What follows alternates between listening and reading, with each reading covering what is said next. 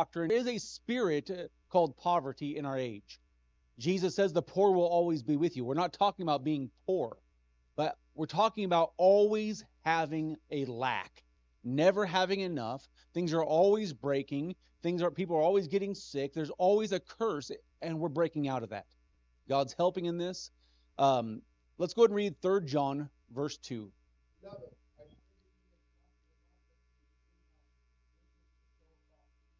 Okay, so here John, the apostle, is praying, I want you to be prosperous in all things.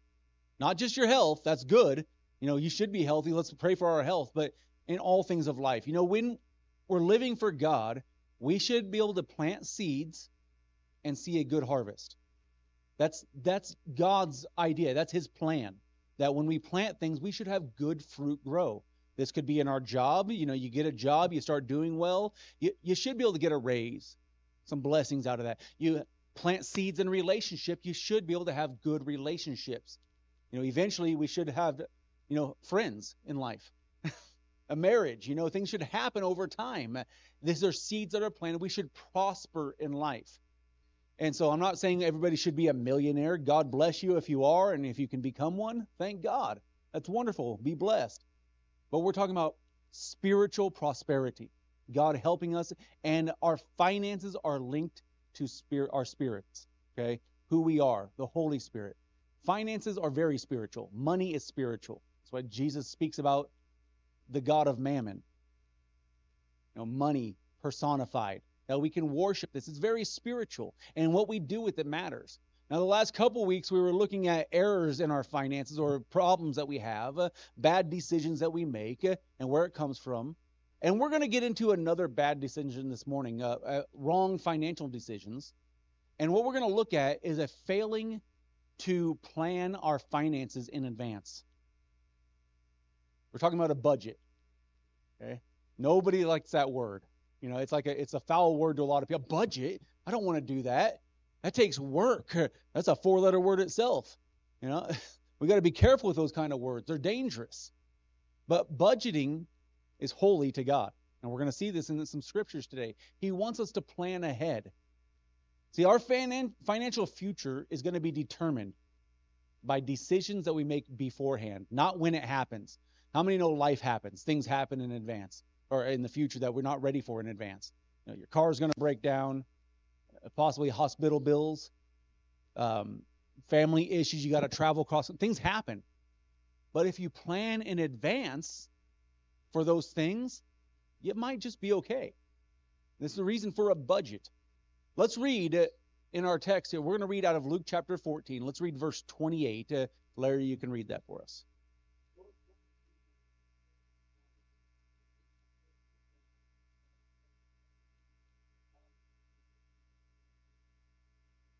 Okay, so I work construction.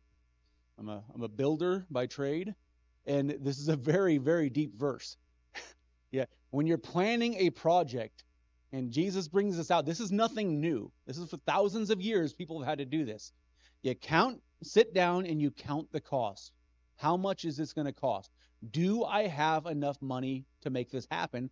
Otherwise, what's going to happen? We're going to get halfway through it and not finish it. Now, I remember it was in Sonoyta, Arizona. There was this house on the side of the road. It was going to be a beautiful house, a Southwest style, beautiful lumber on the outside. You could see the chiseled wood look and everything. And they started the house. They got it all the way up to the styrofoam, no stucco on it. And then it stopped. And it sat there for 5 or 6 years because they didn't count the cost. It cost more than they thought it would. The weather demolished it. Somebody was able to buy it and repair it. I don't know how they repaired the place, but they were able to finish it off. But there was an additional cost. Things happen if we don't plan ahead. So here's what a plan is. A plan is an organized decision made beforehand based on the end result we want or we need. This is where I want what I want to happen. This is what I need to happen. So how do I get there? Many of you men have heard me ask you this. Where do you want to be in 5 years? In 10 years? Okay. Will you give me a statement? So how do you plan on getting there? What are you doing today? What is your plan over the next year? to prepare for that. Making a plan is for the future. So we have questions. How much does the thing I want cost? We're talking about budgeting here, okay? And so if we're looking at our finances, there's a lot of things we want in life. Be cars, houses, clothing, you know, a new dishware set, a tool set. Well, how much does it cost? Okay. Then the second question, do I currently have enough money to have it? Remember, I didn't ask, do I have a credit card that can pay for this? We talked about credit and debt the last couple of weeks. It's a killer. Those interest rates, compound interest, is devastating. We don't want to go there unless we absolutely have to. There's other ways around it. Usually you don't need what you want, and you can wait on it until you have enough money for it. So these are part of the planning questions. Okay? How much does it cost? Do I have that money right now? Do I have cash? Is it in my bank account? See, planning involves thinking. Now, everybody has a brain in our head. It's there. Some of it works better than others. It's not. We understand that, but we can all think about these things. We can all plan ahead. We can all ask these kind of questions. You cannot succeed financially if you don't first think. We make a lot of quick decisions, don't we? Impulse buys, impulse decisions. We just spend our money really quick. Let's read Luke 14, verse 31.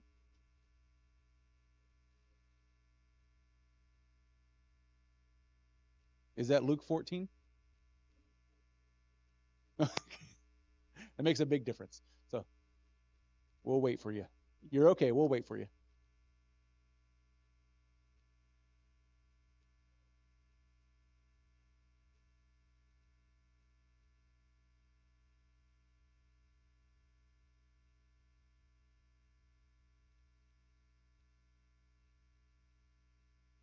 Okay.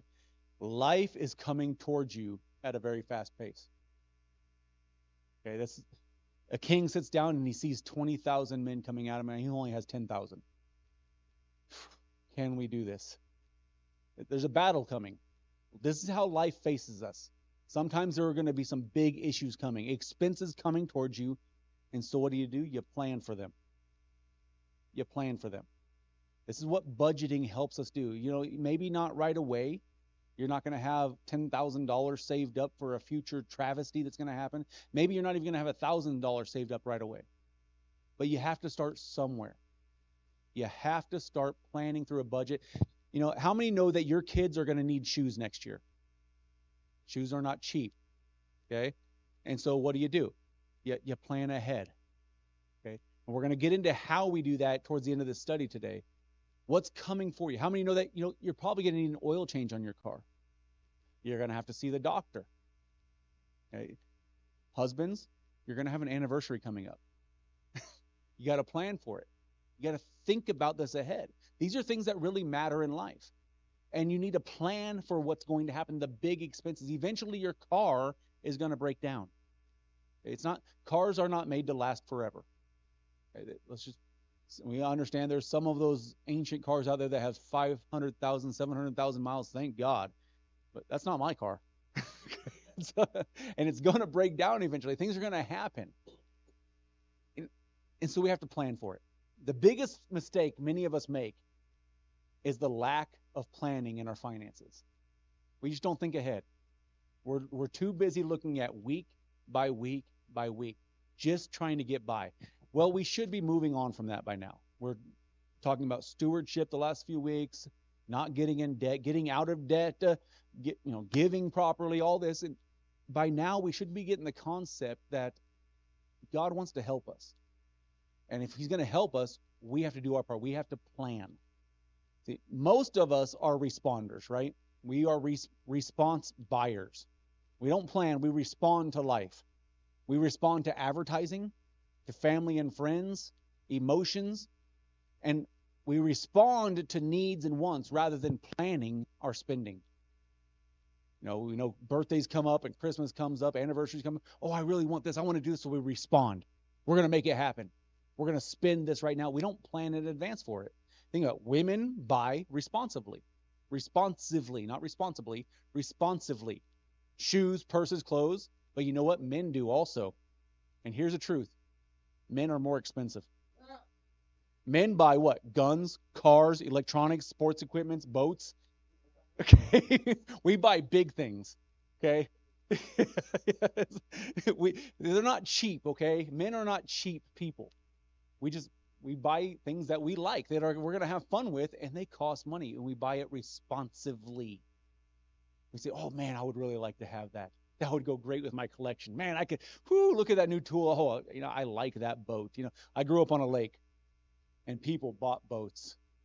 You know, it's amazing how much people spend on recreation, just responsively, just so they could have it. So we wind up spending money we don't have, or more than we can afford. Now, here's the thing. Listen to this. You cannot spend more than you earn. You can't do it. Your spending must be determined by your income. So here's a quote you can write down.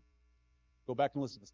If your outgo exceeds your income, then your upkeep will be your downfall. Okay? If you're spending more than you're making, you're going to collapse. That's what it means. You're going to collapse. Things are going to fall apart. The Bible is very clear on this. The result of the lack of wisdom and planning will always be poverty and financial lack. If we don't plan ahead, we're going to get in debt.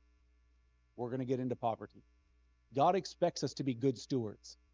He's given us, He's blessed us, and He expects us to do right with it. Let's read Proverbs 6, verse 6 through 11.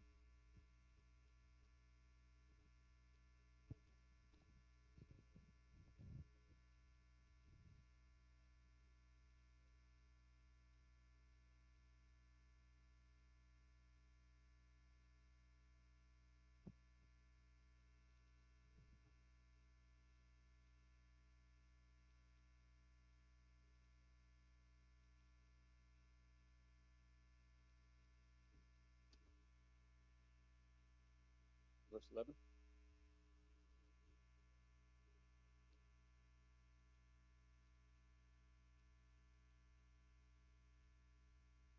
Okay. So the New Century Version um, gives it more of a modern day language. Anybody know what a sluggard is? I'm sure most of us do.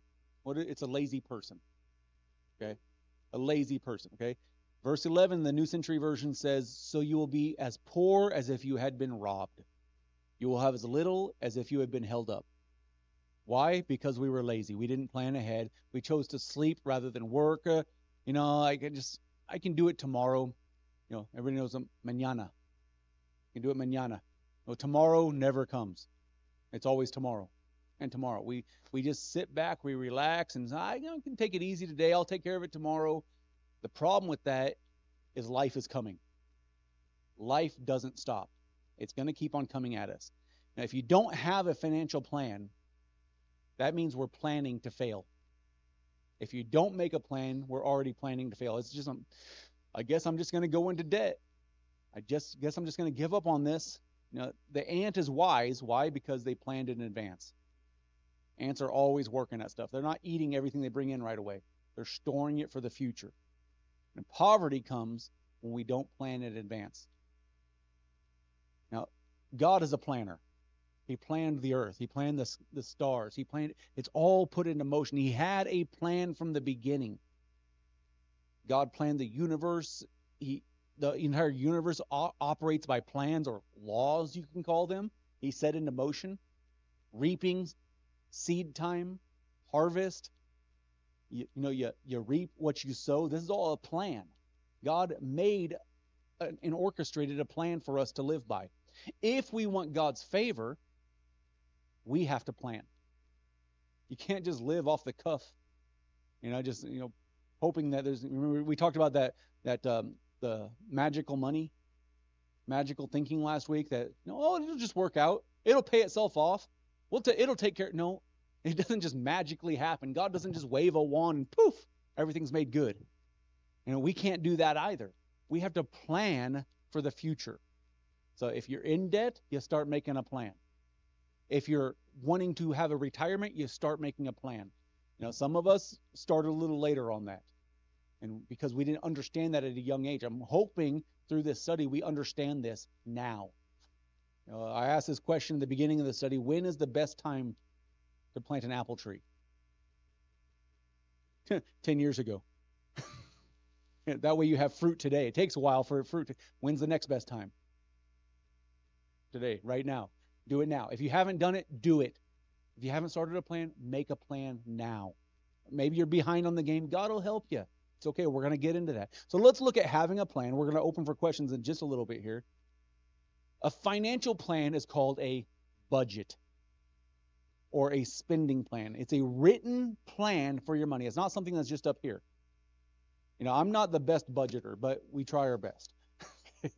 You have to have a plan. Where is your money going? Do you have a list of your bills? Do you know what you pay? Do you know what subscriptions you pay? Everybody has these hidden subscriptions. You sign up for something, you forget to you cancel it after the free trial, and it's still getting taken out of over and over again. You have to know where your money's going. That's what a budget's for. It is controlling the flow of our money or allocating.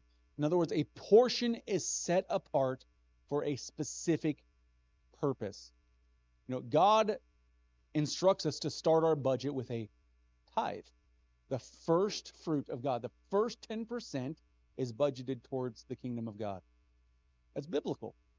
God helps us. It helps us to allocate money, to learn to put it apart. One of the oldest or simplest systems called the jar or the envelope system. Anybody ever heard of the envelope system? Okay. It works.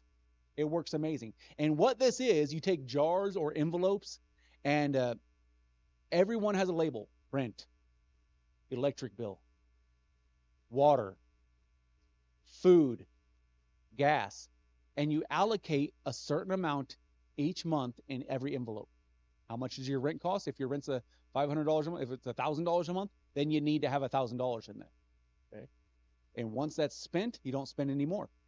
If you have, $200 allocated to gasoline, guess what happens when you're out of the $200? You ride the bus. Okay. That's how it works. You stick to the envelopes. You only spend what's in the envelope, and then after that, you might be fasting for a couple of days. Okay. But it works. It allows us to allocate money, teaches us how to spend money properly, and it teaches us to plan ahead. Now, a budget is telling our money where to go.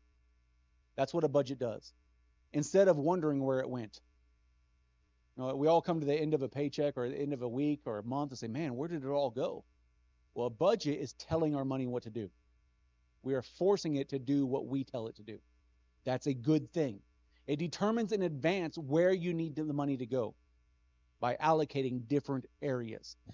You decide in advance that your money is going to go where you decided it was going to go.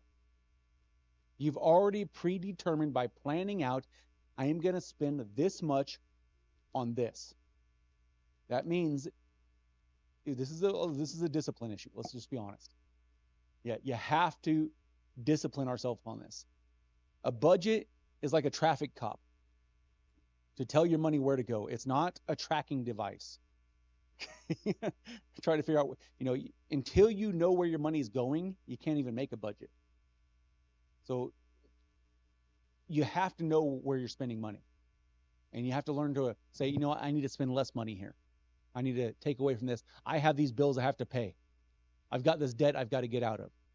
So a budget forces us to think, forces us to plan. Let's hand out a few more scriptures. I need Genesis, if I can hold on to my pen here. Genesis 41, verse 33 through 36, Josh. Raymond, you want to read? Okay. Raymond, Proverbs 24, verse 3.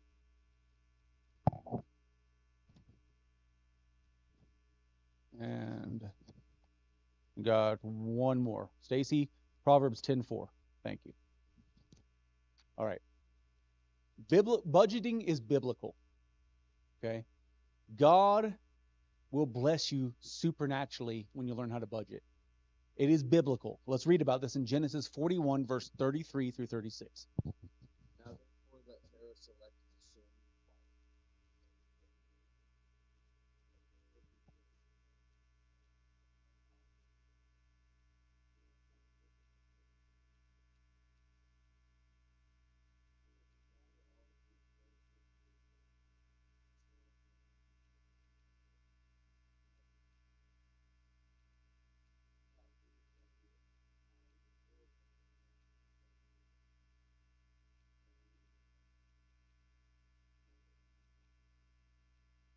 Okay, so we understand Joseph's here. There's a famine coming. God has spoken. This is going to happen. They know there's problems coming. And so what does he do? He makes a budget, a plan for the future. We're going to set apart this side. We have to save. We have to plan. We are going to need this much food for this many years for this many people. And he set apart. We're going to store that. We can't spend this right now. We can't have a feast right now. No, you can't have extra. This is what you get. That's budgeting. And so this is a plan. This is very biblical. You see this throughout the people of God, knowing where their money's going to go. You know, if you know what's coming, let me just say this: you know what's coming. You know things are going to happen. So set aside some for it. Set aside something for the future events. In our text there, God helped them. He helped them tremendously. Not just Egypt, but nations were saved because one man made a plan and put it into a budget. We're going to take 1/5. This is the envelope system. I'm going to set this aside, and it's going to go out to those people as they come in for need. Okay, yes, we know there's other issues happening there, but God provided for that. He gave wisdom, he gave understanding, and he gave a blessing on the crop because Joseph made a plan. Because he decided, I'm going to plan for the next 7 years. There's things coming. We need to be ready for this.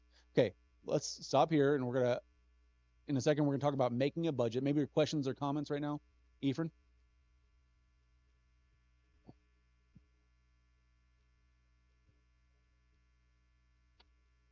Yep.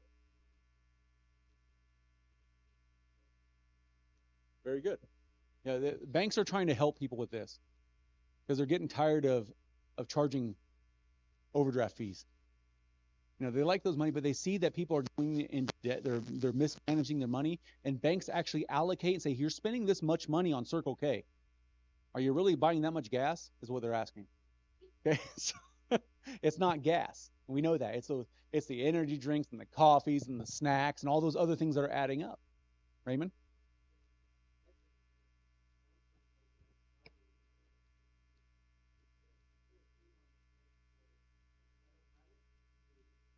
Yeah, you can do that. Yeah, so there's ways around it, right? So you learn the hard way. Okay. Truth learned, okay? If we want to spend money on what we want to spend money, guess what we're going to do? We're going to spend money. We have to learn to discipline ourselves with a budget. Anybody else? Questions, comments? Ephraim? Yep, we're going to get into that in a second.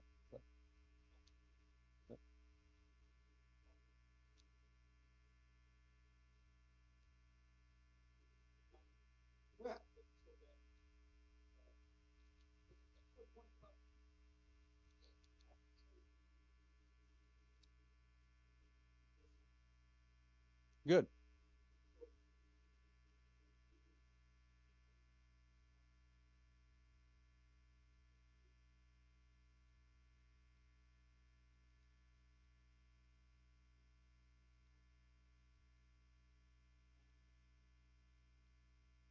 You have it. It's getting ahead. Good.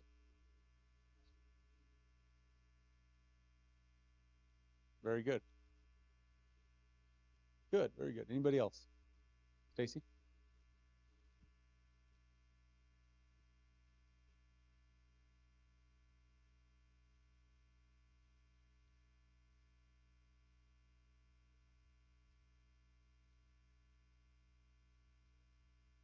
Okay.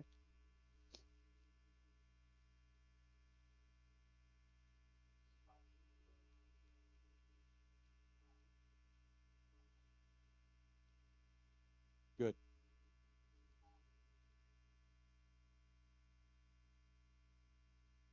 Yeah. And that's budgeting that people are trying to push us towards. The wisest financial, orators and teachers out there, like Dave Ramsey is a very good teacher on finances.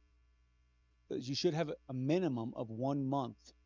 So you start with $1,000. Say $1,000 for a buffer, but you need a minimum of 1 month, hopefully 3 to 6 months of your regular pay saved up, because life happens, things happen. If you get injured on the job and you can't work, how do you pay your bills the next 3 months? So you begin to save, you prepare for that for the future. Okay, one more. Go ahead.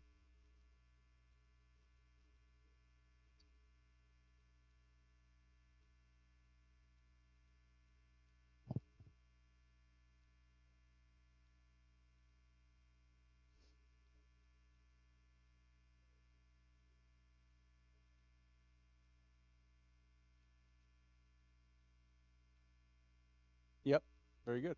They're going to take theirs. You know what? The tax man cometh. He's going to take what's his. Okay, it's going to come out. We have to plan for it. Okay, so let's look at making a budget. Okay, how many? Let's just show on a show of hands. How many? I'm not going to embarrass you. Just think about yourself. How many have a budget right now? Okay, just think about this. If you don't, this is what we're going to talk about. Okay, step one. Here's step one in making a budget. Track your finances for 1 month, your expenses. For 1 month, before you ever write anything down and allocate it for a budget, find out where your money's going. So for the next 30 days, write down everything you spend your money on. Keep every receipt. How much money did you spend on eating out? How much did you spend on gas? How much did you spend on clothing, on your haircuts, on your rent, on your utilities? Every single thing, write down for 1 month. So this is a process, okay? This doesn't happen instantly. 30 days, write it down. Now, this is not a budget. This simply tells you where your money went. Therefore, it tells you where you're at financially. If you look at it and say, I made this money, but I spent this much money, I'm in trouble. I got to fix this. You're going to see things. You can see areas that are unnecessary or wasteful, spending habits that need to change. It's very obvious. If I tell people all the time, and I got to catch myself every once in a while, I stop and buy a drink every once in a while and get a cup of coffee. It's expensive.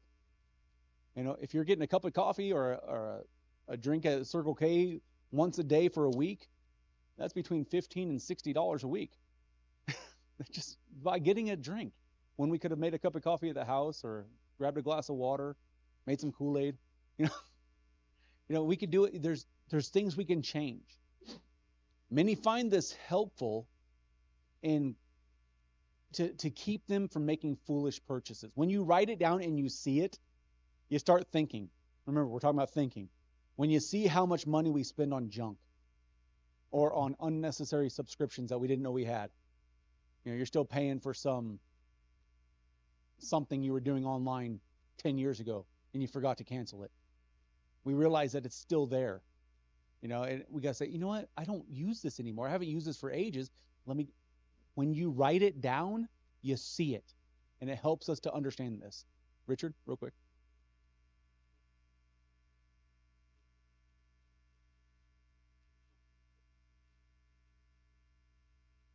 Good. So maybe you don't need a storage unit. Yeah, maybe you don't need everything that's in the storage unit. So we shouldn't. That's too much stuff we have. Okay, let's go and read Proverbs 24, verse 3. Raymond. 24, verse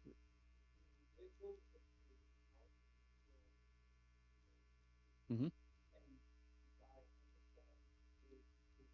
Established. Okay. Through wisdom, a house is built. By understanding, it's established. This isn't just talking about construction. It's talking about your home. Things are built together. Things are established by wisdom. Okay. Learning where our finances are going matters. Taking note of it. It's wisdom just to see where you're spending your money. Step 2. After we find out where our money's going, step 2, we determine our income. How much money do I make? This should be simple. but many have fluctuating incomes. I have a fluctuating income right now. Okay, so it's not this. It means it's not the same every week. Most people have a weekly paycheck that's within $100 every week. Bam, bam, bam. Okay, it's depending on overtime and all that. And so the way you figure out how much you make on a weekly basis, you take how much money you make every week. There's 4 weeks in a month. Say you make $600 a week. Times 4 is $2,400. Okay, that's of course very easy. $600 is already there. $600 a week. Now, if your income fluctuates, 1 week you make 500, the next week you make 600, then you make 700, then you make 600. Okay, you don't always have the same amount each week, but you divide it, add it together. It's $2,400 divided by 4. It's an average of $600. So you try to figure out your average per week. We have weekly expenses. We got to figure this out. If you're self-employed, I am self-employed. I'm a contractor outside of the church, hopefully for not very much longer. And so this comes after expenses like tools and materials. You don't include the income that you're going to be paying out. I get checks for more than I actually make because it's going to go back into materials and tools and labor costs for other people. It's not my income. And so I've got to adjust my pay differently. So I have to plan ahead. Okay, I tell my wife, okay, this is a big check. You can only have this much of it. Okay, the rest of it has to go back into the job. It's not my money. So I don't include all that. I can't just, oh, look at all this money I have. That's stealing. So we have to figure out, maybe we're trying to figure out a month's salary. So how do you figure out a month's salary or a month's income if you're different income every month? Well, you take each month, you add it up, and you divide it by 12. That'll tell you how much throughout a year you make per month. You average it. This is starting to plan. You write down all forms of income. Salary, your daily wages, interests, dividends, side hustles. We all have, everybody seems to want a side hustle of some kind. That's part of your income. You need to write it down. That is included. Birthday money, gifts, add that in. Some people, you get a certain amount every year from something. That's part of your income. Add it in. Okay. We have tracking our finances, our spending, calculating our income. Now, step 3, we determine our expenses. Okay. These aren't just whatever we want to spend on. We determine the interval of the expense. Is it every week, every month, every 3 months, every 6 months? And I say this because, okay, once a month you pay your electric bill. Once every 3 months, you pay your trash and water bill in Tucson. It's on a 3-month basis for trash. And they divide it up and they'll send you a bill, but it's 3 months at a time they charge you for. Insurance, many times, is every 3 months or every 6 months. So it's all depending on who you're going through. So you have to calculate for this. You have to plan for this. So you determine how often those payments, we're going to open for questions in a little bit. Hold on to it, okay? So how often do you pay rent or mortgage? Once a month. It's a monthly expense. It's $1,200 a month. That means each week you put aside $300. You don't just plan, okay, this will be the last paycheck. Oh, every week, your weekly income comes in, $300 put aside to rent. $300 put aside to rent. That way, when rent comes, you have it all ready to go. You find out which expenses are non-negotiable. Some things don't change. Your tithe is always 10%. Okay, it's always going to be that. Your taxes, you're not going to negotiate with the IRS. Okay, you're going to pay a certain percentage. Okay, you wrote it down, you signed a document, you said I'm going to pay this. It's non-negotiable. There's a set amount for bills. Okay, if your water bill is $48, guess what? You're going to pay $48. That's the plan. So what about, I only pay $30 for mine, even though it's 48. Well, then that's the problem. You set aside, you figure this out. So we found out where our money's going. Now we find out how much we're supposed to be paying. It determines Then we determine which expenses are negotiable. We have negotiable expenses, things we don't have to have. We don't have to eat out 4 times a week. We don't have to buy the brand new shoes every month. We don't have to have the new iPhones or Androids. Okay? We don't have to constantly have a new lease on a car. There's adjustable things. I can change this. This can change my life.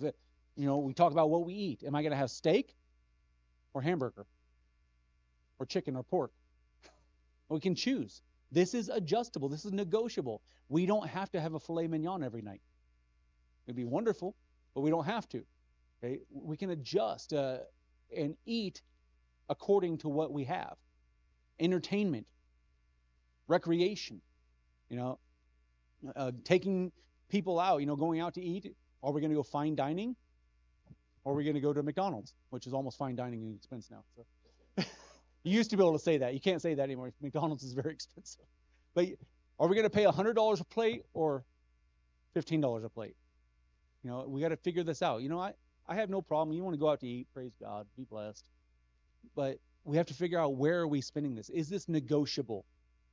Then we add up our expenses, everything that was negotiable, non-negotiable. We add that up, get a total, and we subtract that from our income. This figure is going to tell us where we're at. If you have a surplus, thank God. You can save it, you can invest it, spend it, you can give it away. It's a surplus. Now, if you spend more than you take in, you're in trouble. And that means something has to change. It has to change. You're gonna tear your family apart, your future apart. It's going to be a burden on your children. It has to change. This is usually in our negotiables, the things we don't really have to have. We have this wonderful Western mindset. We think we have to have the best of everything all the time. Got to keep up with the Joneses. Sometimes it's the ugly possibility of downsizing. Richard was just talking about sometimes that stuff that's in the storage unit we don't need. It's time to start downsizing. Sometimes we have way too many sheds and trailers laying around just filled with stuff. Well, we just need to get rid of stuff. We need to downsize life, maybe getting a smaller place, a less expensive vehicle. We downsize somehow. It's cutting expenses by getting rid of unnecessary or getting cheaper cars, housing.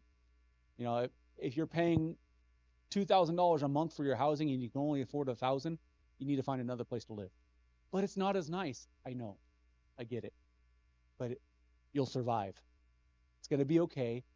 It'll help you get out of debt, to budget. And in the future, when you're blessed, when things are getting leveled off and where they're supposed to be, you'll be able to get back into that nicer place. But right now, you budget. Right now, you prepare, you plan. You remember scheduled disasters. Once again, cars need maintenance regularly. You're supposed to get your oil changed every 3,000 to 5,000 miles, depending on the oil and car. You're going to need spark plugs. You're going to need sensors. Plan for them. You're going to need tires. Tires are expensive. Okay, they're not cheap, so you plan for it. You know what? I got 30,000 miles. I'm putting about 10,000 miles on a car a year, so that means 3 years from now I'm going to need tires. I have time to prepare for this. I can start setting aside today $20 a month for 3 years.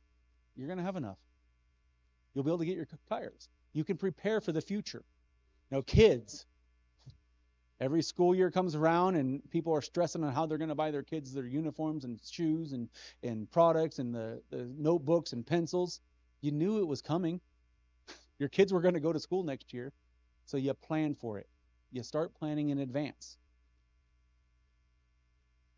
Now, once again, you divide by the amount of time. I know my tires. What's the average cost of tires today? No. John, $200 a tire. So for 4 tires, $800. So you're talking between, if you get a deal, $600 to $1,500, $2,000 for tires, depending on the car, the size of the tire. Okay. So let's say it's $1,500. Okay. You have 3 years. 3 years is how many months? 36. So somebody want to get out a calculator? What's $1,500 divided by 36? Shout.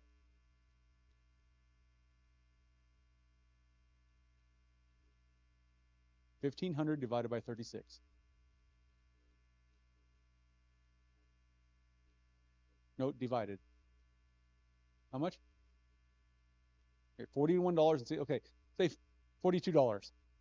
Every one of us, if we want to, we could put aside $45 a month. You could do it. Stop eating out.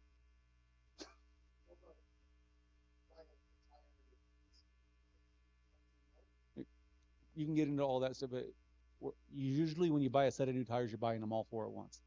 Okay, usually. Okay, and depends on the tires you're getting.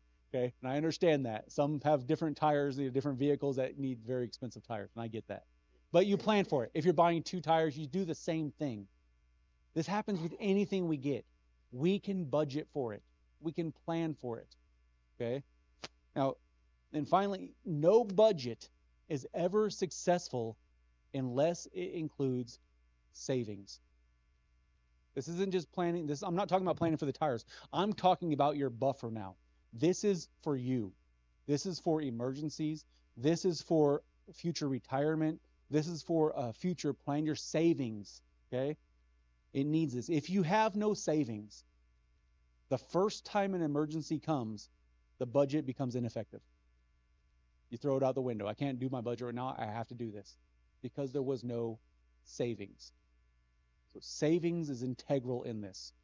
Now, a budget without savings is a budget that's about to blow up. This is a hard lesson that I had to learn. You have to have a savings because I got an emergency credit card. We talked about that last week. If you have an emergency credit card, what do you do with it? You freeze it. Okay? You freeze it inside of a block of ice. Okay? That way you have to wait a day or two before you use it. You have to think about it before you go into debt again. Make it hard to get to. Okay? Make it very difficult. Put it in a lockbox in somebody else's house. Do something that you have to work to get at it. But the best way is to have a savings. Have a savings. God will bless your planning and budgeting. He will help you. God is into stewardship. He wants to help us. Let's read Proverbs 10, verse 4.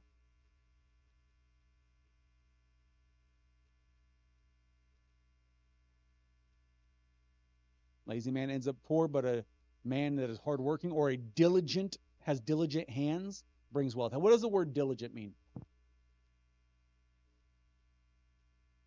You do it now. Do it right away. Make haste. Don't wait. Okay, that to diligent means to just get to it. That's being diligent. In other words, get to work. Start working on it now. So what this means, if you're in debt, if you're struggling with poverty, you can't get out of the hole, what do? You get to work. You start planning. You start doing something. Don't just sit back, I guess I'll deal with it when I have a better job, when I have more money in the bank. Well, you're never going to have more money in the bank unless you start working on it today. You start working with it. So here, a budget. A budget, firstly, it helps you see things more clearly and objectively. Remember, we're writing stuff down, we're seeing it. When you see things on paper, I do this with my wife all the time. Please write it on paper. You can't just tell me. Let me see it. Because when I see the numbers, I'm saying, okay, we need to fix this. We need to change this. When we see it, we think. Secondly, it makes you examine and clarify your values and priorities. What is important in life? Why? Because where our money is, or where our treasure is, there our heart is also. What we treasure is what we love. It shows us what we love, and it shows us by what we spend our money on. We will spend our money on the things we love. So if you write it down and you see how much money you spend on, if you can see that you're giving more to Starbucks than you are to the kingdom of God, Think about that. It shows us what we love.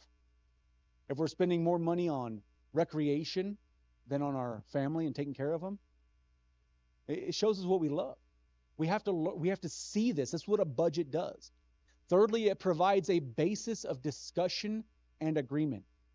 Generally, if you're making a budget, it's within a household, family, a husband and wife, and with God. You got to discuss some stuff. Yeah, is this important? Can we change this? Are you willing to compromise here? Can I compromise there? And you make an agreement.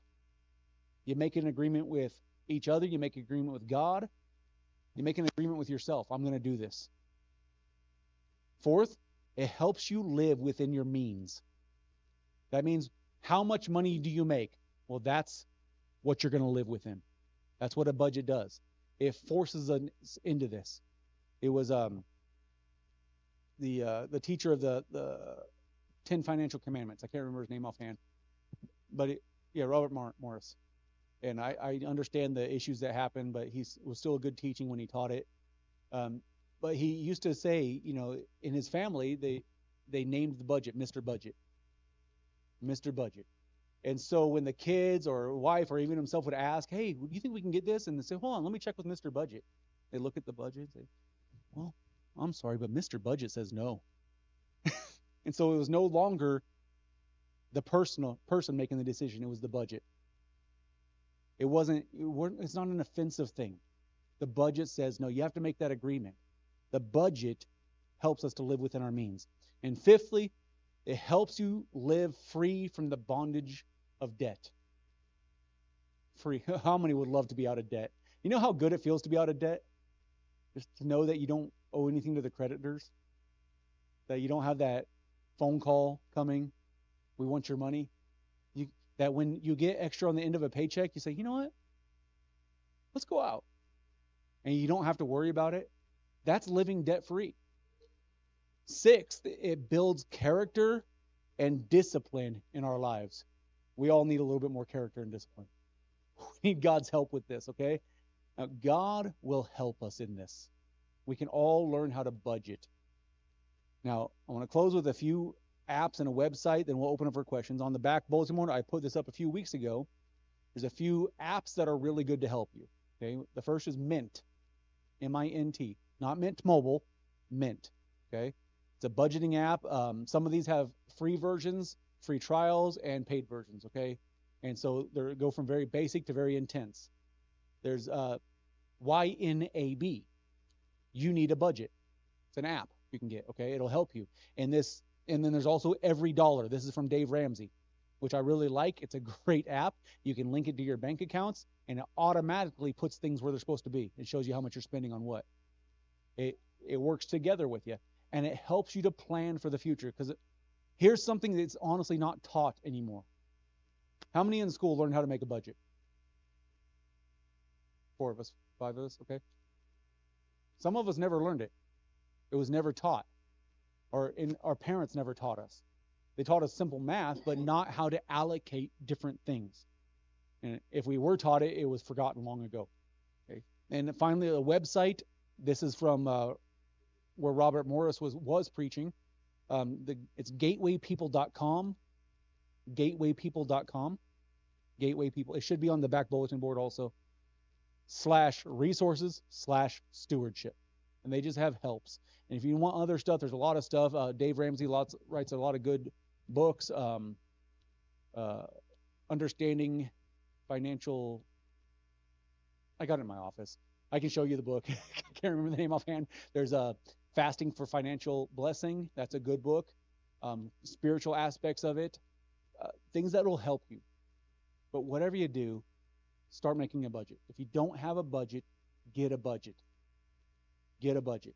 This has been a convicting reminder for myself, but sometimes we get off of it a little bit.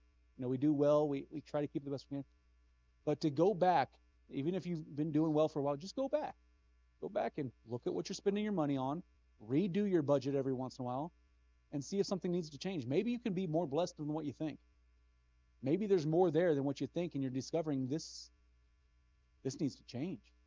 Man, I could be living good if I change this. Okay. Let's open over for questions or comments. Okay. Richard?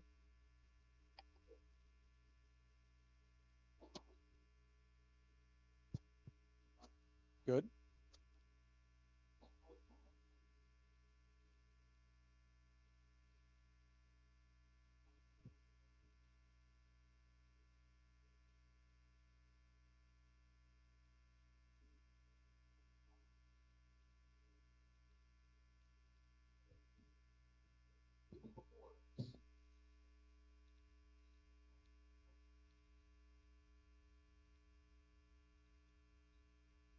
Good.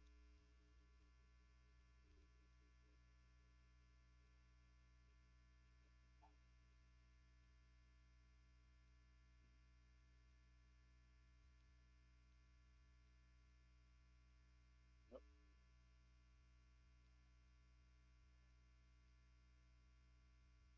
Very good. It's making that decision. This is not acceptable. I'm going to change this. I'm going to make a decision to put things in order. That starts with a budget, with allocating, saving. Very good. That's a good testimony of maybe it wasn't like that 50 years ago, but we're not talking about 50 years ago. We're not talking about today. What can it be next year, 10 years from now? Things can change. Ephraim?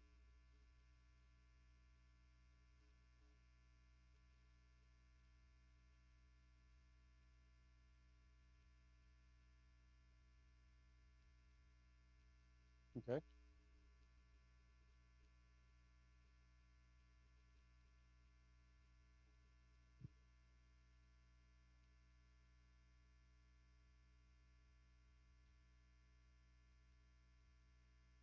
Yeah.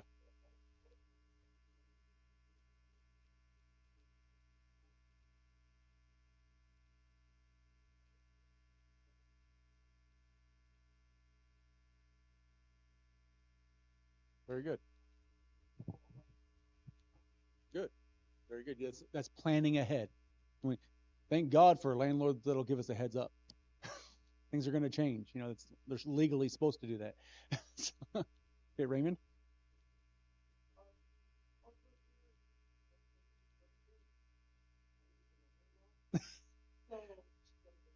Okay, she's helping you with it. But that's not your budget. Okay. No, she's helping you with it, but you have to learn to do it yourself. Okay. You have to learn. That's not a budget. The budget is you tracking your expenses, your income, and allocating it where it needs to go. Now, somebody else might be doing it for you, helping you with it, but we're talking about us personally taking responsibility on this, and it'll happen eventually. Yeah. Okay. That I understand that.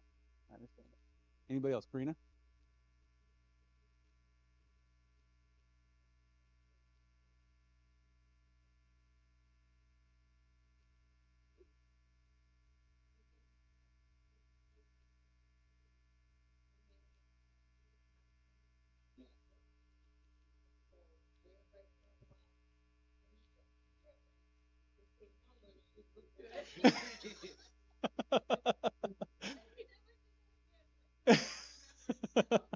Yeah, there's choices that we make. Choices we make. It will change our future. Anybody else? Stacy?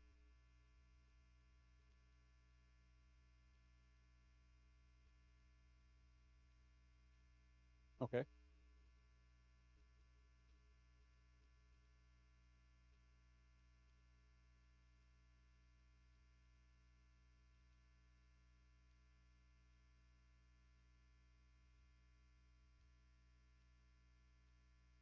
Good.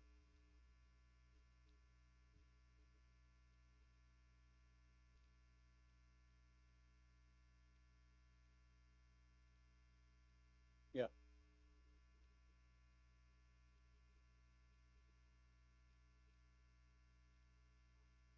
Yeah.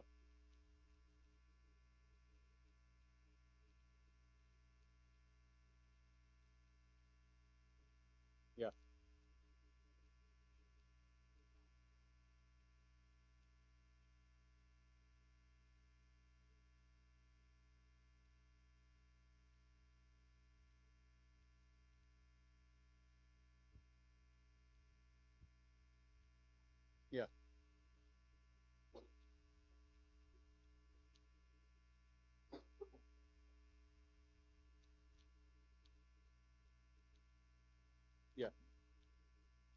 So there's a lot of wisdom out there, a whole lot of wisdom.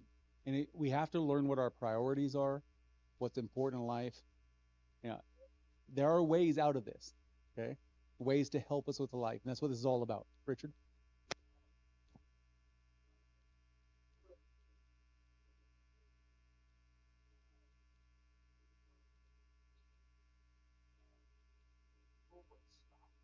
Stop the bleeding first. Yeah.